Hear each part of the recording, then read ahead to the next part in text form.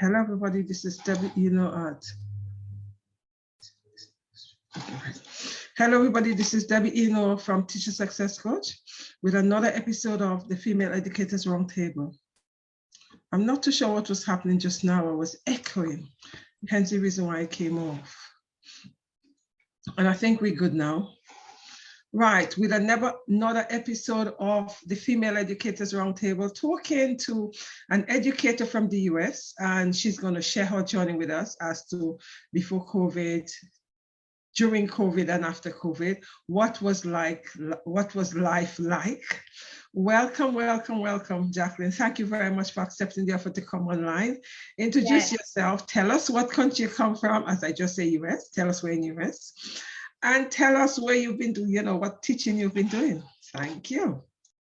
Hi, I'm Jacqueline Ritchie. I'm an educator. I have been teaching for 5 years now. And I student taught for a year, which, is exciting. I live in Louisiana. I've been teaching at the same school for 4 years. And then I had a previous school for that 1 year, but I'm super excited to be here and to join on the show. Thank you for having me. Thank you for accepting the offer, because it's really not, although we teachers, not every teacher feel confident enough to come on a show and share the experience, right? I've been discovering that because I've been inviting a lot of female educators to come on, and someone has said, no, not me. And I'm saying, but you're teaching in front of a classroom every day. But that's different. It's not different. See this as your classroom, Right. The world is your classroom. Exactly. That's exactly it. Right.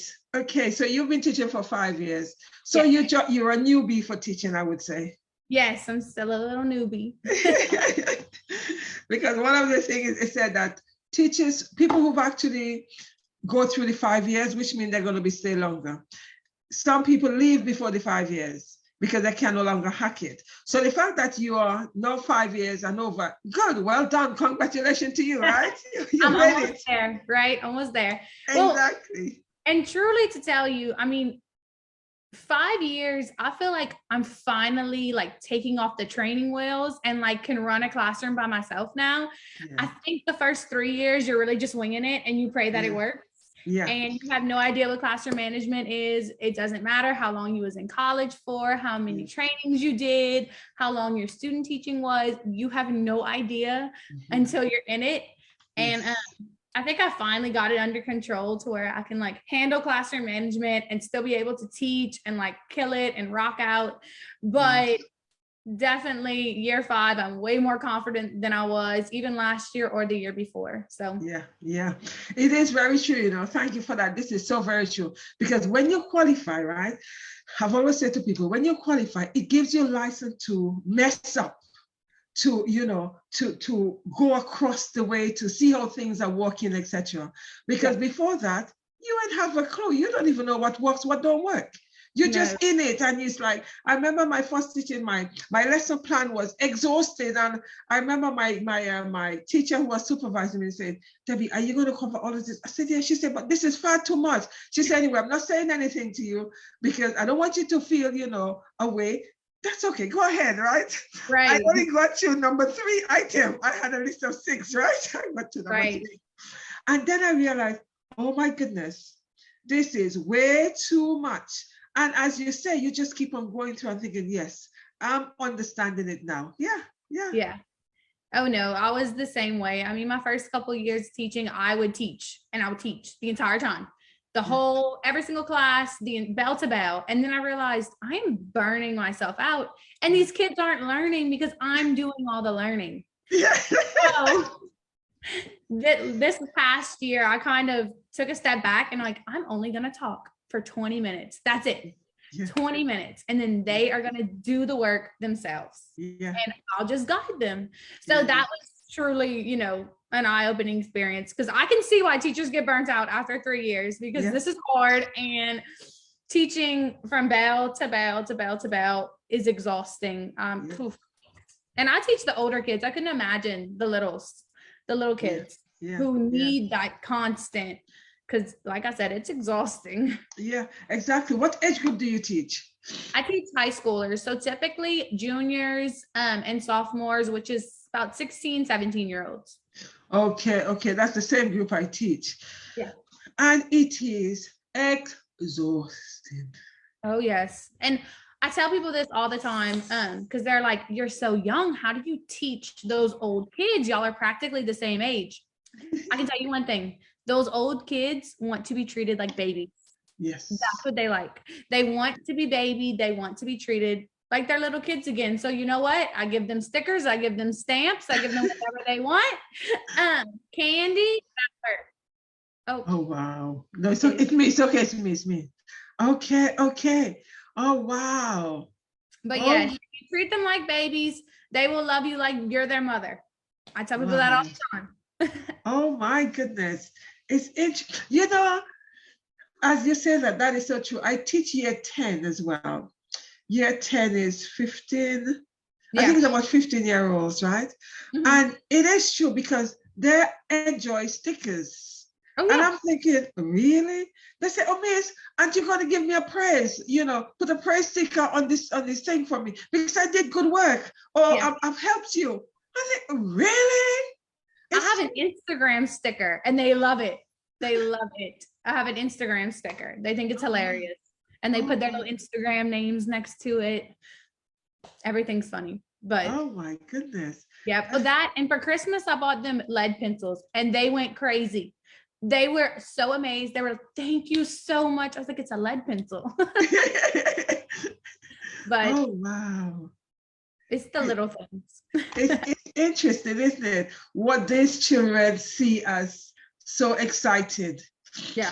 In the sense of, you know, yes, they have said to me that, Miss, but I've done good work. I did help you.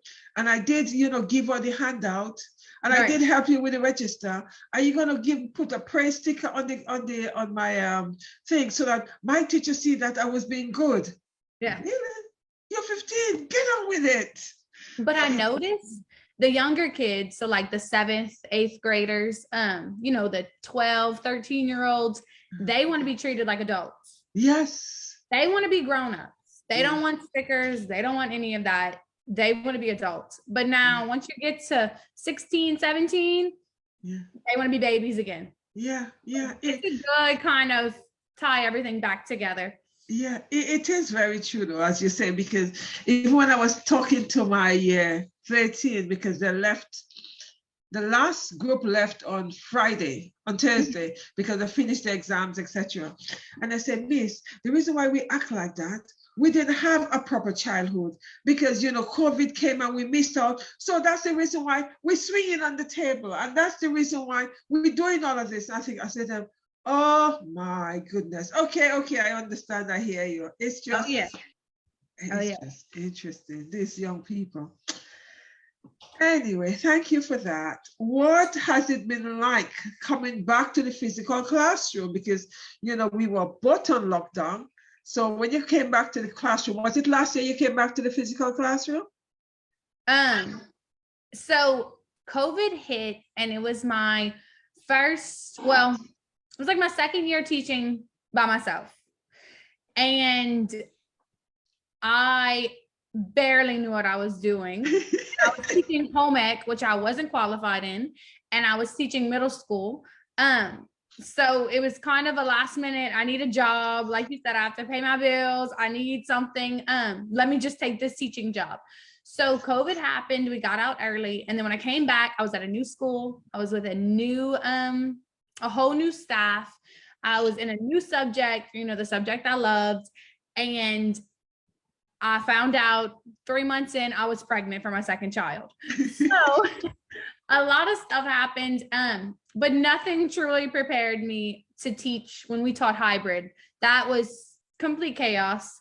I think everybody, teachers, staff, and students all just kind of went with it and went with the flow and gave everyone grace because we definitely needed it. So nothing, I remember crying to my mother at one point. I said, I just learned how to teach in college and now I have to relearn everything, Mom. I don't know how to teach anymore. So that was different and difficult, but thank God, we're kind of past that and back to that quote unquote normal teaching. But I am excited that we can, implement all of this technology into our everyday teaching a little bit more now. It kind of gave everything a push for technology in the classroom. So it was definitely a hard time, but I think we all grew to be bigger people after the fact. But no, nothing prepared me for it. Yeah. Thank you. You said that you've actually now had a push technology in the classroom, right? So do you use, that's one of my questions, but you lead on. So you were saying that from online teaching, you actually took something from online teaching into your classroom. Oh, yes, no doubt. We use technology every single day in my classroom, which I'm a social studies classroom. So we use it a lot to like look at historical documents, watch historical videos, things like that. But I have all of their assignments, like everything's electronic in that aspect. So I do, for the entire school year, I do a classroom calendar that has every single day, every single assignment, and links to it. So if you miss one day because of personal reasons or you're sick, whatever, you have that access and you have your Chromebook at home to do work at home. So you know the links, you know what we're doing every single day. So I truly use technology every single day in my classroom. Wow. And the kids I feel like they are struggling a little bit with the technology aspect because it was really just dumped upon them. They had no training. They don't know how to use Gmail or whatever. So they are struggling, but they're learning through it. So I think it's interesting. I know some teachers who don't use any technology at all, and I feel like the kids, I don't know how to explain it. I feel like the kids feel like it's not up to their standards anymore because they're not using technology. Right. Yeah. It's almost outdated. Yes. But but technology can be a bad thing too. I mean, I have some classes where we ban the computer for a week straight because they can't act right. They can't stay on the sites they need to stay on. They want to watch YouTube, whatever. So we have some classes where, look, don't open your computer for an entire week and we can see if we can do it. And we do everything on paper. But I truly think a good balance makes a good classroom. Yes. If you can balance technology with the papers, with, even like your presentations, your PowerPoints, if you can integrate all of that and you can make it work together, then I think you have a better flowing classroom. Right. Thank you. That's interesting because, as much as the students all have some have Chromebook, but they have the iPad. Yeah. And what you've just done is, I really think it's fantastic. You have a calendar and you have a link to the work that you've done in the classroom. That's good. As much as I use the computer to send them the work, I email the work, but I also rely quite heavily on paper. Yeah. Quite a lot of paper, because what I've noticed is there's sometimes when I have the iPad, as you say, they're doing what they're not supposed to be doing. So I say to them when they come into my classroom, no iPad, iPad's off. I'm doing the PowerPoints. And if I want you to search something, I would then tell you to do your iPad. Yeah. But when you get into the classroom, iPad off, I don't want to see them on the desk. Yeah. We're looking at the PowerPoints. So that's how we use it. And if I want them to follow a link through, I'll say, okay, now take up your iPad and let's make connection. So that's how I use the electronic in the classroom, because before, as you rightly say, we were not using technology in the classroom. It was either PowerPoint or textbook or handout. And some schools have workbooks. I don't deal workbook. Workbook doesn't work for me. Me either. It's boring. It's a waste of time. It just doesn't work. I just can't focus with that. No, I get bored too easy. Yes. Even as a teacher, walking around, watching students work in a workbook, I can't. Yeah. I couldn't imagine being the student in the situation, and I know I couldn't be the teacher because I'll start rambling about something else. Yeah, exactly. But you see, some teachers, I was saying to my students on Thursday, some teachers work with that. And I'm saying to them, I said, this workbook doesn't work. I'm in the library doing library duties, and students are coming in. I'm saying to them, oh, what are you guys doing? Miss, I have to do this for homework. What is it for homework? I have to fill in this workbook. I said, thank you. I said, because you know what you guys are reinforcing in my head? The workbook doesn't work. You guys are sitting, the three of you, copying each other. Miss, don't worry. It's no big deal. I just need to finish that. What Right. teaching are they getting? None. None. You know. None. So when you look at this workbook, some teachers swear by this workbook because they feel that the students are, oh, they've done the workbook, right? They've done the pages. They've copied each other to complete the pages, right? Ask them a question, they don't know anything at all. Oh no, and they just look at you. Like, when is it time to do the workbook again? Stop asking us questions. Exactly. It's so true.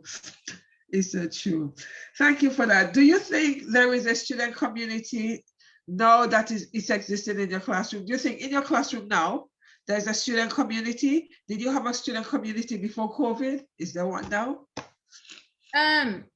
So it's hard to say before COVID because I was only there for a short time. I definitely think we have a good student community in my classroom now because we, like I said, I mean, I have been with these students. I moved from middle school to high school with them. So they know me, I know them. Oh, excuse me. So, sorry, excuse my dog barking. So we know them, they know me, and we kind of just have this environment where they're free to learn in their own ways and manners. And it just works in my classroom. I actually had one of our master teachers observe, I'm sorry, Jesse. I actually had one of our master teachers observe my class this year, and he looked at me and he was like, why is there a student sitting on the floor right here on the rug? And I said, because he wants to. And he, well, I've never seen anything like that before. And I was like, I'm sorry. That is just our classroom environment. That's what he wants to do. That's where he's comfortable learning. So why would I stop that? You know? So I'm sorry. I knew that was gonna happen. The dog. It's not real life. That's it, you know. Right. Always how it works. Jesse. Mailman must be passing at this time. But yeah, so the classroom environment that I have right now set up at, my previous school, we were very connected. I mean, I brought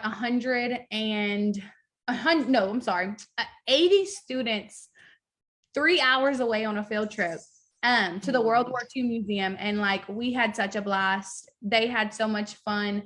And it really was truly a community of us. And I mean, they all listened. They were amazing students, I swear. Nice. Those were my people. I tell them that all the time. Like, y'all are my people.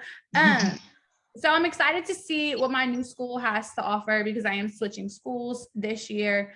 And if I can create that same classroom environment that I had before, I think I can, because like I said, once you kind of master your classroom management, I think the classroom environment, comes with it. And truly, if the kids feel safe, then learning can happen. I think I'm a firm believer. That's like number one, most important. Make the children feel safe, make them feel comfortable with you, and the learning happens. Thank you. My father just came with my sons. Yeah, let the dog out. Okay, good. He did. You know what is interesting, because the way you say you actually operate your classroom, in the sense that, you have some children, have one child sitting on the rug doing learning, and, it's just a nice, flexible classroom. I know. I truly, my kids think I'm crazy because I do have a lot of elementary school, like classroom management strategies where like we have flexible seating. We have an Amazon doorbell that I click when we need to transition into groups. We have a lot of those lower education practices, but it works in my classroom because again, they really just want to be kids again. Yeah.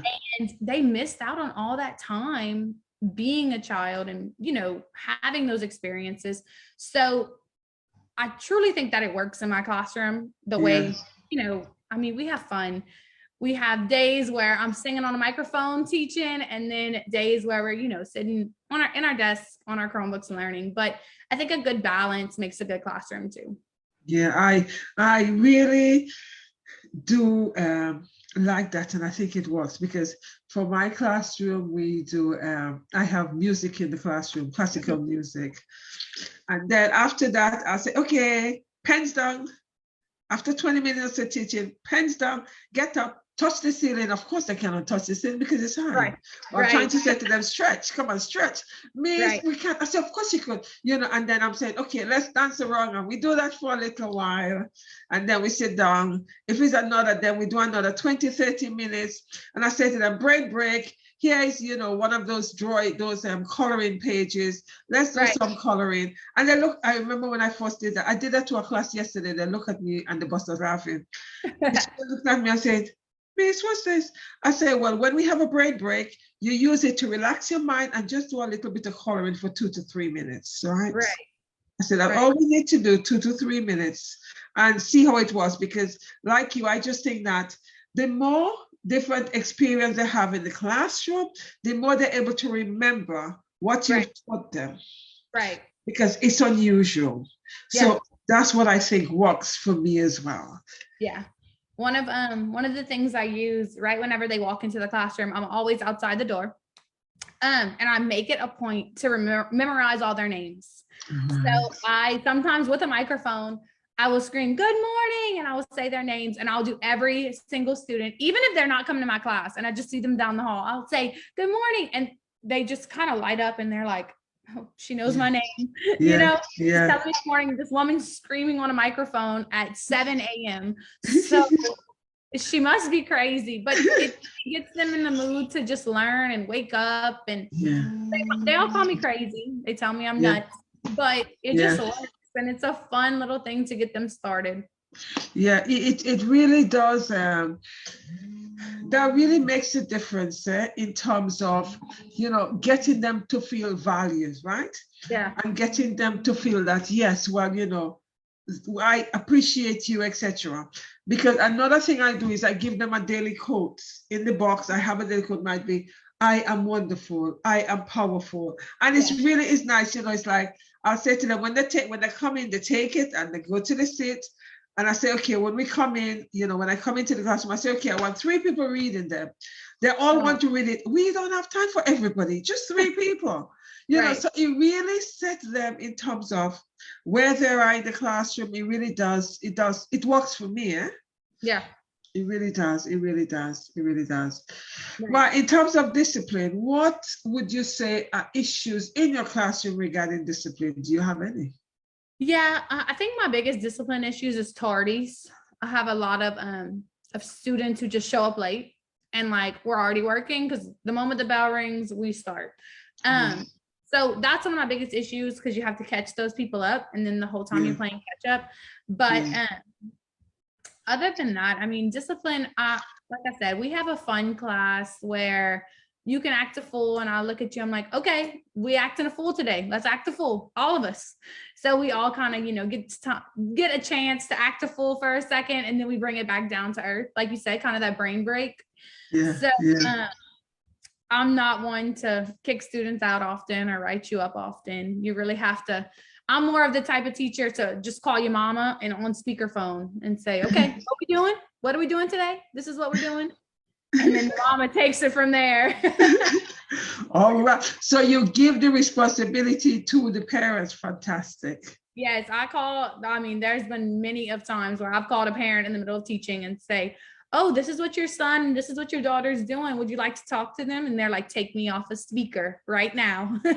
All right. Yes.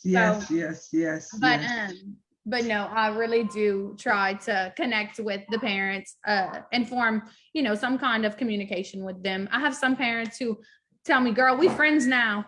I mean, we should just be Facebook friends because we talk so much. And look, I text them. So all right. It's fun.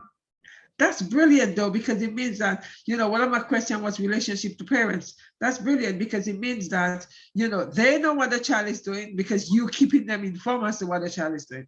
Right. So that's brilliant. Thank you for that. What does self-care and mental well-being looks like for you? I feel like that's an area definitely that I could focus on a little bit more. I told you I was a mom of 2 little boys. So the moment you get out of school and stop being a teacher, you become, a full-time mother. We're in that stage where we have soccer practice and baseball practice and soccer games and baseball games constantly. So definitely self-care is a little bit on the lacking side, but I like to exercise. That's my thing. Just to release any kind of endorphins. I try to exercise at least 3 times a week. I like to do workout classes because after a full day of teaching, your brain is completely mush. So you need someone to stand in front of you and say, do this. And so you just do it and you're fine. I can't think of my own exercises after that. And the good thing is the gym that I go to has childcare, so I can bring my children as well. And they have a little daycare area, and my kids love it there. And I worked there actually during college, so it's definitely a strong sense of community. But that's kind of my self-care time. Some days, it gets exhausting and you feel like there's not enough self-care in the world. Yes, that's very true. That's so very true. Because you feel that you're always, rushing. Because the fact that you actually have to take the children with you, it means that,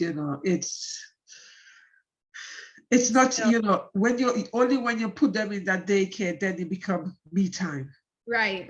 I also do like to go out with friends a lot. Me and my husband have a great group of friends who we're pretty much with every weekend. They all have children the same age as our children, so they get to play too. But we, go eat out and do things like that a lot, or just go to each other's house and barbecue.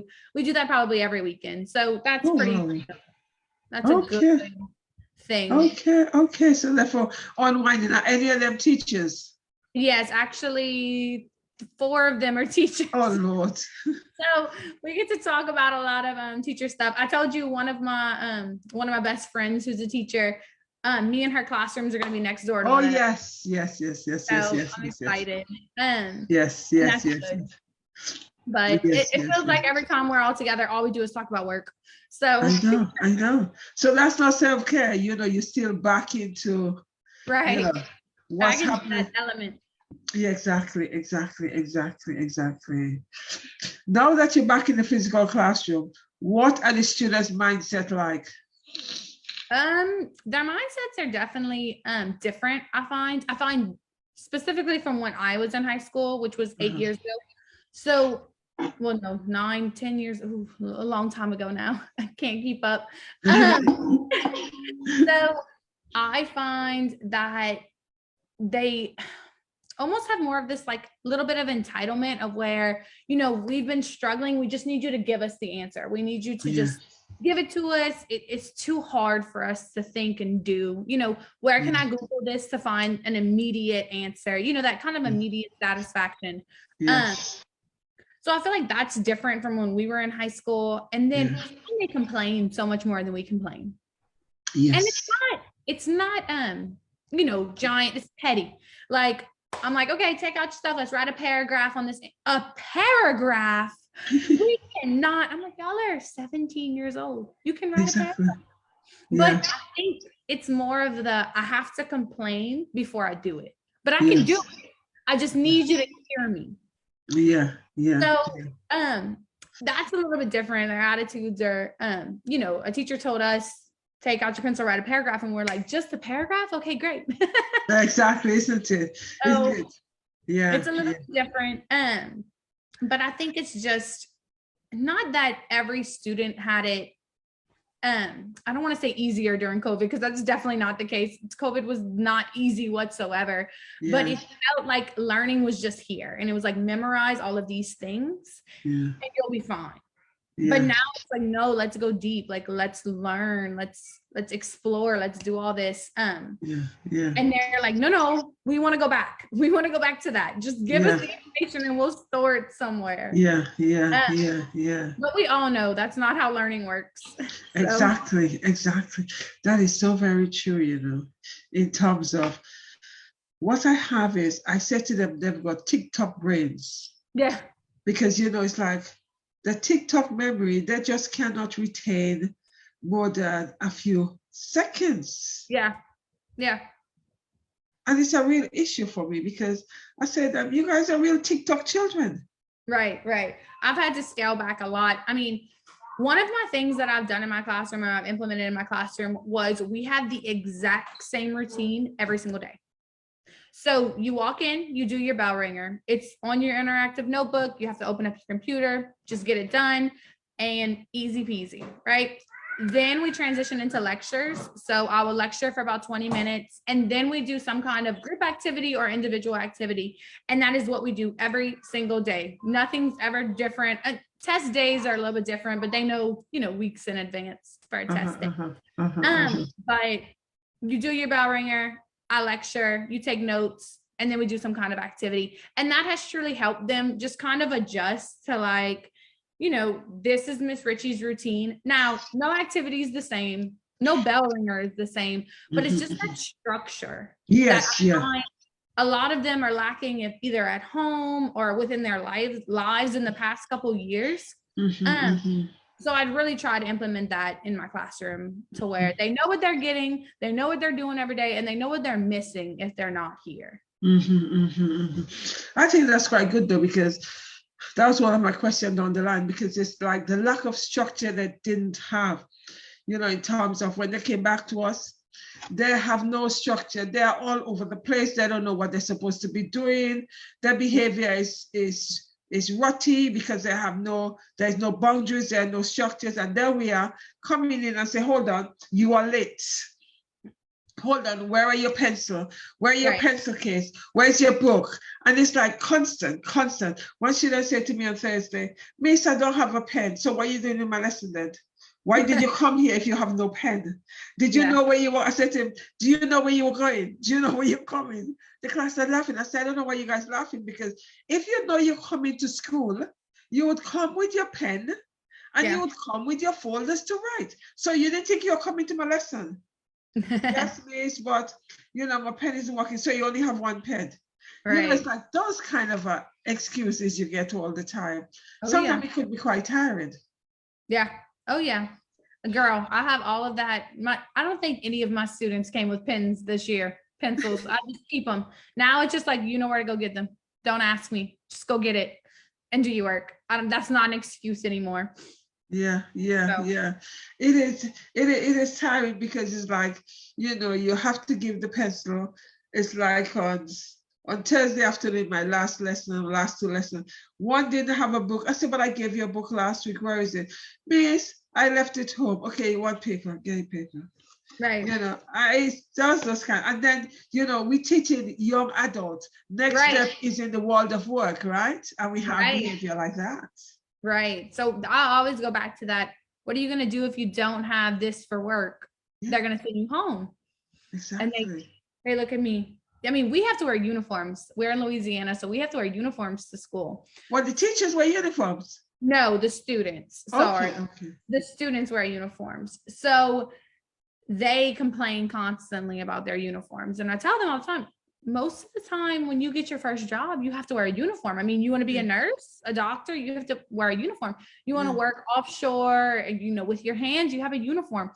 That just comes with life. I mean, even a teacher, we have a certain uniform that we have to, not every single day, but we have measures that we have to go between. I mean, you can't come in with a crop top to go teach children.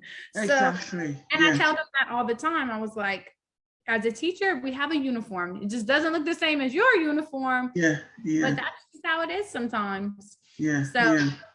It's challenging to argue with them, but then I think when they take it back and they're like, oh, you're right, It is so very true. It is so very true in terms of, because it's like, the mini dress, those are things we cannot wear. So therefore we have standards as to what is Right. acceptable And and that's what is really not. it. Creating those standards for them to be successful adults. Yeah.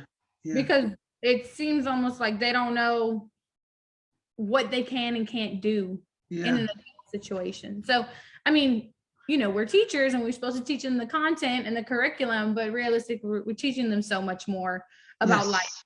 Yes. And life lessons. And truly, I say this all the time at the beginning of the school year. If you get one thing out of this classroom, one thing, I'm fine with that. Yes. Yes. I totally agree with that. And I also said to them, it doesn't have to be an academic piece. It could be anything. Though this is a funny story. I had one student at the end of the school year. I got them cupcakes and cakes for like one of the last weeks of school. And I looked at them all and said, let me show you how to eat a cupcake. This is how you eat it. So, it has the frosting on top and then the little muffin at the bottom. So I broke off the bottom half and I put it on top of the icing and I ate it as a sandwich. And he raised his hand. He said, Miss Ritchie, that's the one thing you taught me this year. He said, you taught me how to eat a cupcake. I said, well, it's better than nothing. Oh my goodness. But oh my goodness. Joking. But it's just funny to see how they remember what you said at the beginning of the year. Yeah. And you can, tie it all in together. yeah. That is so true, That is so true, because when you look at teaching like that, it could be really fun, right? Oh yeah. It could be really fun. I'm not I wouldn't say I'm not a fan of those teachers, because I understand everybody has a different classroom management, classroom environment. But if you can't have fun in your classroom and you can't have fun in your job that you go to for you go to school for 8 hours a day. Yeah. But if you can't have fun and laugh along the way, then I just can't understand it and comprehend it, because I have so much fun teaching my children. I mean, we have a blast. They teach me so much. Yes. And I mean, we have fun every day. Yes, I see that because on Thursday I taught my class outside of the classroom. I taught outside. Mm-hmm. And they say, it's like the other student can say, oh, Miss, you taught your class outside. I said, yes. I said, it was warm, so we went outside and we had a lesson outside. I said, we were there for about 2 hours. I said, it was fun. And it really is fun though. But you, as you rightly say, you have to make a classroom fun. It doesn't become fun by itself. Oh, no. Oh, yeah. No, nothing about sitting, listening, learning, and doing is truly fun. The teacher has to bring that energy and bring that fun in her lectures, in her activities, just lesson planning, which definitely is a learned skill too, because I have a fun activity for y'all today. And they look at me and they said, this is not fun at all. So, you got to go through it, but yeah. It is true. Thank you. As a teacher, what are the things that stresses you out? I have a real big issue with like expectations for myself and like expectations from others. I feel like I constantly have to meet them. So the moment I get any kind of constructive criticism, I feel like I need to immediately change what I'm doing and meet their expectations, which has really hurt me this year. And it took a lot for me to see that, like, no, I'm a great teacher and I'm never going to be their idea of perfect. Right. I have to be my own idea of perfect. Yes. So, or my students' idea of perfect, I guess. That's truly what we're going for. I need them to think that, I had it under control and I'm their perfect teacher, Yes. So that was a struggle for me, a lot mentally this year, to say, I'm never going to meet those expectations. I'm going to try. I'm going to do my best, but my best might not look like your best. Exactly. And I think, sorry, Karen. No, you're fine. I just, that was definitely a stressor this year that I had to, and I think that's a part of growing up as a teacher. I'm still young, so I have to learn how to deal and adapt to that. So it's definitely one of my struggles this year, though. Yeah, it's interesting though, because it's other people's expectation. It's not the reality. That's the Right. thing about it. And something I feel that we need to realize is that's that personal expectation, but that's not the reality. So that's not my baggage here. Because Right. you see, what they expect of me would be sometimes that's not what I'm able to deliver on the condition and the situation and the circumstances I'm in. I Right. cannot deliver your expectation because Right. your expectation is unrealistic, Right. bearing in mind the kind of students I have in front of me. Right. You see, and it's like a constant reminder for ourselves that how realistic is this expectation and is it really able to be accomplished? Nine Right. out of 10 times, it's not. No, I mean, I remember sitting through like a professional development, and one of our staff said, all of your students should be engaged in your lesson. And I went to my classroom and I started teaching and realized that's impossible Of course to it have is. every single student fully engaged in your lesson, because you don't know what happened the class before. You don't know what happened Exactly. at home. You don't know if their computer just died. You don't know any of that. So Yeah. it's so, and I really tried. Like I physically was like, every student is going to be engaged. And then the day, and I was like, wow, this is hard. I Of course don't it is. understand how you can do this. There's Yeah. no teacher who can have 100% engagement. Yeah. Then I realized that's their perfect, Yeah, not exactly. my perfect. You know, I'm gonna try. I'm gonna try my best and be the most perfect teacher I can be. But maybe 100% just isn't perfect for me. Yeah. You Yeah. know? Yeah. But it is true though, because there is no way you would get 100% engagement, right? Because what you might get is for the first few minutes of the lesson, most of them engage. After that, something actually come in one of their mind, they become disengaged, right? Right. Right. And even though they're engaged, that doesn't mean they're fully engaged in equal percentage, Right. Right. Right. right? And maybe you can't give 100% engagement. I know sometimes, I'm out with friends or at a restaurant and I have a friend who's talking and I'm just like this. Mm-hmm. Mm-hmm. I'm not engaged to their conversation, but I Yeah, can't give that 100% yeah, engagement because either I didn't care about the subject that we were talking about, or I'm exhausted, or you yeah, never know what else you're thinking of. yeah, So I had to remember that, and I had to adapt that to my teaching, because I truly felt like I wasn't good enough and I wasn't a good yeah, enough teacher because I didn't have that 100% engagement rate. yeah, yeah. But once you take a step back and you say, okay, breathe in, breathe out, it's okay. Exactly, exactly. It is true because there's no way, as much as I would like to feel my classes are all engaged, etc. Not at any one time you would get 100% because there's something that triggered in mind. I say to one of us, I say, you're sleeping. I said, no, miss, I'm not sleeping. I was just thinking. I said, right, so you've lost what we've just said. That's expected. We're dealing with human beings. We're not dealing with robots. Right. I So, agree. so that's something we need to think about as well. Right. What are the most rewarding things of being a teacher? I truly think the most rewarding thing about being a teacher is the relationships that you make with other teachers, with the students.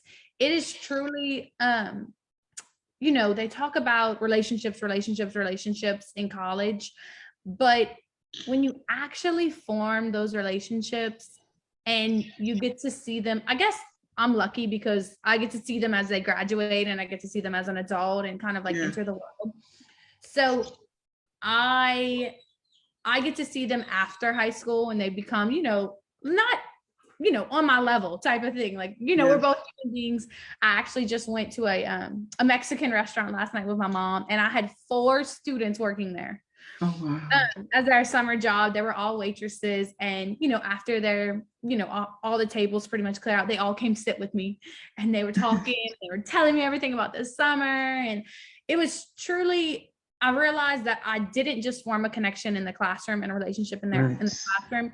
I am truly somebody they look to as a person, and they love me as a person, and that is something that I wouldn't trade for the world.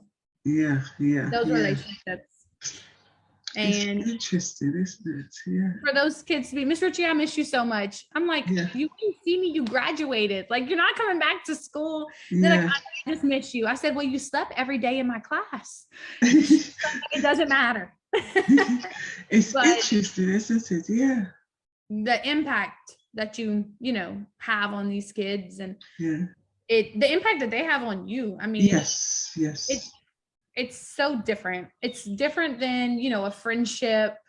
It's like a mentorship, but I don't know. It's hard to explain, but truly the Yeah. relationships are their most rewarding thing. Yeah. Yeah. It's interesting though, because some of the supermarkets I go in and see my ex-students. Oh, miss, what are you doing? Oh, miss this, oh, miss. It's like one of them said to me, I think a few months ago I met her. She said, oh, I would never forget you. I think that time I was teaching in colleges. And she said, I would never forget you. I said, oh, and I was at the cash out, right? Minding my business, cashing out my thing. And I hear, miss. And I'm like, oh God, a student. And then it was a mature student. And she was saying to me, I would never forget you because your name was my computer password. Your surname was something else. But she said, nobody knew that, but I had my computer as your surname, your password.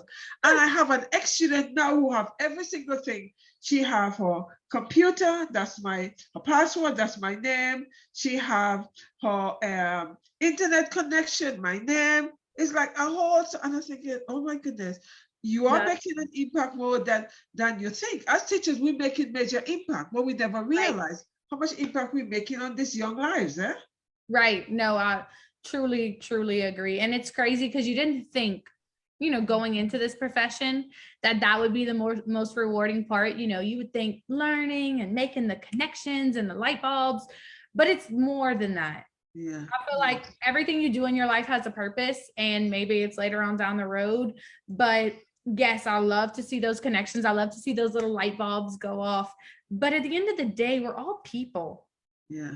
And the one thing a person truly needs as a human is those relationships. Yeah. That's what makes you happy. That's what makes you a good person versus a bad person. So I think that is what, we're striving for, to have those relationships where, and I'm not saying you have to be the nicest teacher in the world. You can be a mean, hard teacher and still form those relationships. Yeah. Just as much. Yeah. That's just not my personality. I'm not super strict. I'm not like that. But you can still be that teacher and have those relationships where they say, wow, your class was so difficult, but I appreciate you for it. Yeah. So every teacher in any kind of aspect, any kind of classroom management can form those relationships. And I think that is truly the most rewarding thing. Yeah, thank you. That is interesting, because one student have said to me in one of my previous school, yes, miss, you're strict, but you're fair. And I think, okay, that's the point. That's the point. So that doesn't mean that the student doesn't like you any less. When I say, miss, you're strict, but you're fair, I say, well, that's fantastic. As long as you realize, yes, I'm strict and I'm fair with it, that's good. I'm good with that, Right, two more questions. One question is, do you think that teaching should be teacher-led, teacher-centered, or student-led, student-centered? I think teacher-led, student-centered. Okay. Because I know, I guess with my content too. So I think other content areas could do more student-led, student-centered, like an English class, where you've been learning this, for 12 years now. I think by high school, you should be able to, lead this. But in social studies, all of the, the data that comes behind it, the facts, the statistics, it's hard to be student led, because I feel like it ends up being one student. Right, yes. So I'd rather it be the teacher who leads it, where all the students who, can connect and can relate and listen a little bit more. And then we move on to student-centered activities based around those data, statistics, and facts. Right, yeah. That's interesting. I see why you are teacher-led to a point and then switch over to students-led, because some of the statistic, you do need to have it teacher-led sometimes, Right. so that they Some have some topics guidance. are so big. Yeah. It's hard for them to kind of wrap their minds around it. Yeah. So I think it's still, especially since COVID too, Yeah. I think they need that teacher led, but then student-centered activities and student-centered classroom. Yeah. And I do try to make it a student-led classroom management to where, like, again, if you want to sit on the floor, you can sit on the floor. Yeah. But when it comes to lectures and the actual learning moments, it's more teacher-led. Right. Yeah. Thank you for that. I see one other question before the next one is, when you went back to the classroom, right? When you went back to the physical classroom, was it business as usual, or things had to change? How was it for you when you went back? Oh no, things had to change completely. I think I'm a 100% different teacher than I was 3 years ago versus now, or 2 years ago versus now. I had to change pretty much every single thing I was doing. First, I had to, learn how to teach on a computer, which is hard. And then I had to go back and learn how to teach without the computer, Yes. integrating the computer, and then try to put it all together. Things definitely had to change, but I had to learn how to give myself grace and give the students grace with it as well. Yes. And I also tried to front load a lot of information, like, this is how we do this kind of activity on the computer. And we tried to do that all at the beginning of the school year so that, things would flow. Yeah. But I did not learn that first year back from COVID. I thought, I'm just going to explain how to do it in like 5 steps right before we do it. And that's a no. You can't do that. Yeah. You can't explain how to work, Google Slides or, any kind of different, I'm trying to think, Pear Deck. You can't explain how to do that 5 minutes before you do it. It's not possible. Yeah. I tried to do all that stuff at the beginning, and then I was able to integrate it as I went throughout the school year. Okay. But things definitely had to change. Yeah. It was not smooth sailing whatsoever. Yeah. But we're here for it, and we're learning through it. And I'm excited I really do want to make this a career forever. Right. Like, this I find is my your calling. My calling. And I'm just the type of person that every year you should change and things should be different, because you're not the same person as you was last year. You don't have the same students as you had last year. Yeah. And I think adaptation is the best thing for a teacher. I totally agree with that. Yeah. You should be flexible. You should be able to adapt to the new changes to your environment. And I think in education, technology should feature a lot more in the teaching industry than it does now, because all industry have embraced technology in relationship to having technology part of their world and their development and their process. Whereas in education, we do not have it as our world, as our process. We just have it ad hocly. It is not part of our daily life in teaching. Right. And we're doing these kids a disservice, because when they transition into their careers or their jobs or even college now, everything is so computer based and technology based that you have to know how to do all of this. Yes. And if you use it every day in the classroom, it's great. If you take one class about it your freshman year, you lose that. Yes. So I think the more we practice it, the better off they would be. My kids this year, one of their projects was to do a TikTok. Like, they had to go create a TikTok and then, save it, submit it to me. And it was about a president. They had to do like a little, where the pictures go behind. They had to explain, little green screen. But I tried to implement all of that as much as I possibly can, because that's what life is leading towards. Yes. Everyone wants to be a content creator. So why are we holding the kids back from doing things like that? Why are we not telling them, okay, let's do it? How do we fit this into our curriculum? Yeah, that is very true. It's like I'm listening to you and thinking to myself, how much of technology have I added into my classroom? Yeah.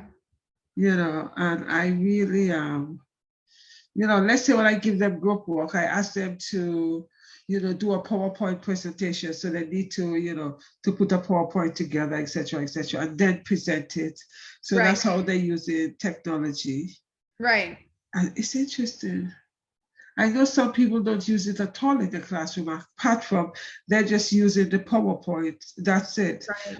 But I do want my students to use the iPad as a form of resource so they know how to actually research using the iPad, because it's important. When they go to university, these are some of the things they would have to do.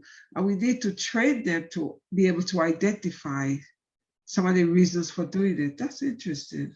Yeah. I agree with that. I'm 100%. I believe technology should be in a classroom. The more access you have to it, the better. But then always keep it as like, we can always go back. If we can't work with the technology and it's not working in class, then we can always go back to that paper. It's not a bad practice by any means, but again, I feel like if we're not integrating that technology, then we're doing these kids a disservice, because when you go home, you sit on your phone. Exactly. So it's just, mind-boggling to me. Why are we not using these resources that we have? Yeah, it is true. As I said to them on Thursday, I said, you guys are technology babies. I said, I'm not. I said, you are the technology babies, because we're looking at the digital village. Right. Everything is, global, if we look at globalization connected to digital village. And I say, you guys are technology babies. So you should see how globalization is important connected with the technology village. Come on, guys. Because they need to see that. Me and my students in one of my classes, we got into this giant debate about that. We were working on industrialization, like, the Industrial Revolution at the beginning of the year. And he raises his hand. He said, Miss Ritchie, Americans are just lazy. The whole world is just lazy. That's why they would rather buy something on Amazon and get it shipped to their house than just go to a store and getting it. I said, okay, now take that concept, right? And let's put it to the Industrial Revolution, right? Let's talk about Henry Ford when he created the first Model T and this assembly line. Why did he do that? And he was like, to make life easier. I said, there you go. Exactly, isn't it? Yeah. Every invention is to make life easier. Yes. And it's easier to sit on your sofa and order something from Amazon and get it shipped to you than getting up and going to a store to get it. Exactly. So he kind of said, well, maybe some inventions always aren't great. And I said, well, that's a good point that you can make. And we had this full-on discussion and debate, out of the room type of thing. But it was fun. And they don't connect. They don't connect those ideas. But like you said, like, they're technology babies. They didn't know. I tell them all the time, I was like, you don't understand. You can't put yourself in the shoes of history until about the 1920s. Because the 1920s is when you have a radio, a car, like that's when you have all those inventions. I said before that, you couldn't even fathom living. I couldn't fathom living in that time period, Exactly. Not a refrigerator. Exactly. So I say once you get to 1920s, you can kind of start, living, picturing yourself in that time period. So that is so very true. That is so very true. It's interesting though, because when you start talking to the students like that, you're actually seeing those light bulbs moment, blink, blink, blink, and you're thinking, oh my goodness, learning is taking place because the kind of questions they're asking and the kind of debate we're having. So a situation like that, it makes you feel good because you're thinking, oh my goodness, they've learned something. They could make the connection. No, I always tell them, I was like, take the things that you hate and figure out where they came from. Like, if you hate this idea, figure out, because there's something in history that happened. That caused that, I mean, literally could be anything. I mean, we had a debate the other day with a student who does not participate. Like, he barely ever participates. He barely comes to school, but he had an entire monologue about gun violence and why, guns should be limited, and this whole, like, this platform. And we, had two different sides. Every class always has, two different sides. And we really truly like dug into the problem, and it was fascinating to see. But then again, none of that's scripted. That's not in your lesson plans. Exactly, isn't it? You can't plan for that, But it's fun to see that kind of that's what I'm talking about. Those kinds of relationships that the students able to speak about how they feel about an issue and ask you for guidance. It doesn't matter what the lesson's about. Let's go. Like let's learn together, because we're really all doing this together. So I like that what you said, that it is not in our lesson plan. It is not part of the curriculum, but learning is taking place. Right. That's what's important. Right. And you definitely have to account for that. I mean, truly, I find that that's the best learning that is taking place is that unscripted, like you said, light bulb learning, where it's like, okay, this connects to this. So, it's crazy, because as before I was a teacher, you never saw that. Like, you never saw light bulbs, but I've learned now, like, I see them everywhere. Me and my husband were watching the new Black Panther movie, and I'm not going to ruin anything, but at the end of the movie, they're in Haiti and they're speaking French. And he's like, why would they speak French in Haiti? And, he's an adult, like, I'm sure he's learned this in high school, but and I told him, I was like, Haiti was a French colony, they revolted, and he was like, wow, like, and it was the light bulbs. And I mean, he's an adult, and it was just fun to have that teaching moment with him. Exactly. It's usually the other way around, he's normally teaching me things, but it was fun to have that and see the light bulb. You see it in everywhere now, I find. It is so very true. That is so true. That is so true. Oh my goodness, thank you for that. That is so true. Because it's like on Thursday was the last sociology exam for my student. And when I got into the school, I went straight to my lesson, because my lesson normally starts at 12:30. I got in 15:15. I went into the other room and I thought, okay, I need to prepare for my lesson. And one of my students here said, I hadn't seen her. I wasn't thinking of anybody. So later when she came in, she said, Edo. I said, what's the matter with you? I was looking everywhere for you. I was going to cry. I said, why were you going to cry? She said, oh, because I've got exam this afternoon and I can't remember anything. And I figured, oh my goodness. Can we do some revision session? So we did some revision session. And after the exam finished, she came and she phoned me. She said, Miss, something we revised. The last part we revised, it came up in the exam. She said, I was smiling. I was thinking about you. And she was so excited. And I'm looking at her and thinking, wow. You're so true. It is we as teachers that have to encourage those light bulb moments. Right. We have to pull it out, because we know what it looks like.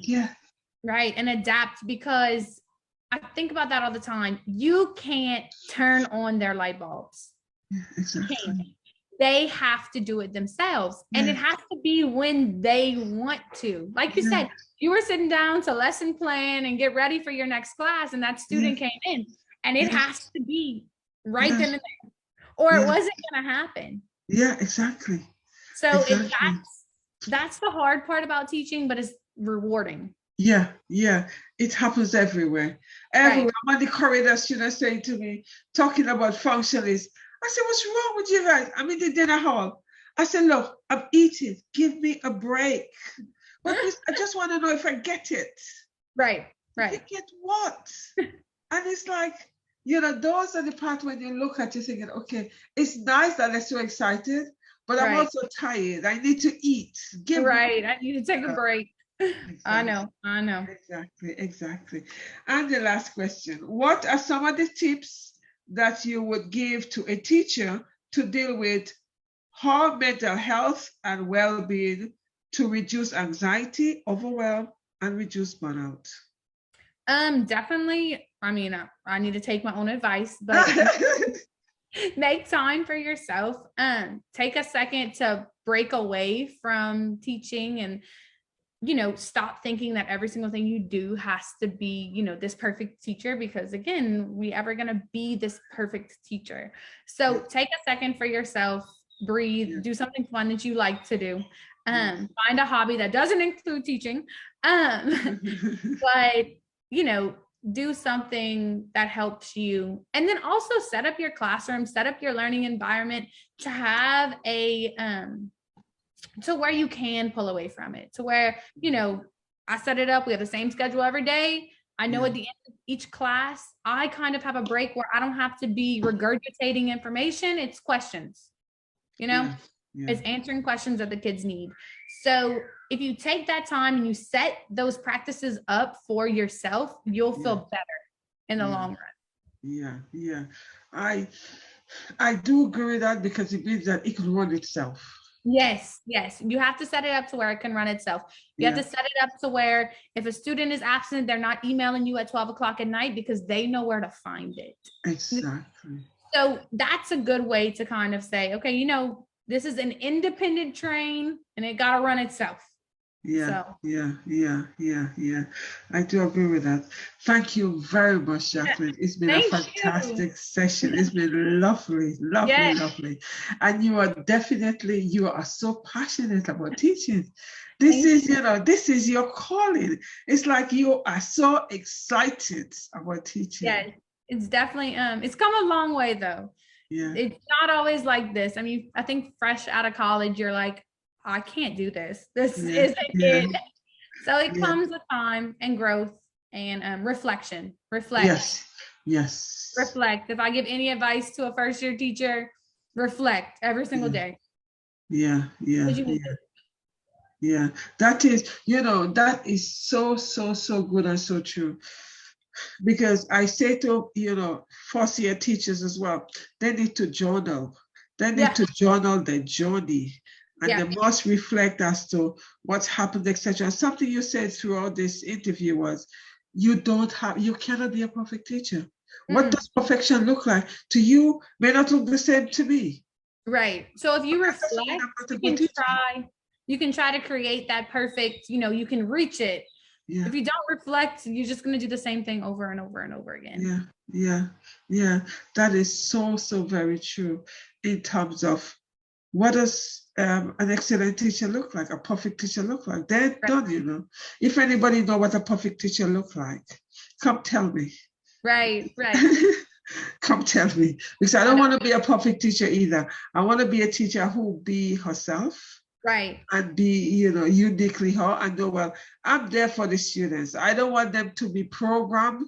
I want them to be reflective learners. I want them to be independent thinkers. I don't want them to be robots. Right. And I say that too. Do you want a perfect teacher or do you want a robot? Which one? Because Exactly. And I can't be robot, nor can I be workbook either. Those are things doesn't work for me. Nope. Doesn't work for me. It was lovely being here. Thank you very much. I do appreciate you, and thank you for coming on. I appreciate you. It was fantastic. Thank you, Facebook audience. I'll see you guys next week on Wednesday when I have my empowerment show. Thanks for watching. Go and look at my YouTube channel, Teacher Success. Teacher Success Coach. My YouTube channel is called Teacher Success Coach. I have loads and loads of videos. Female educators, I have homeschooling, and I have empowerment, and also my life. Go have a look at it. I couldn't even remember my YouTube channel. Oh my goodness. Thanks, guys. Take care.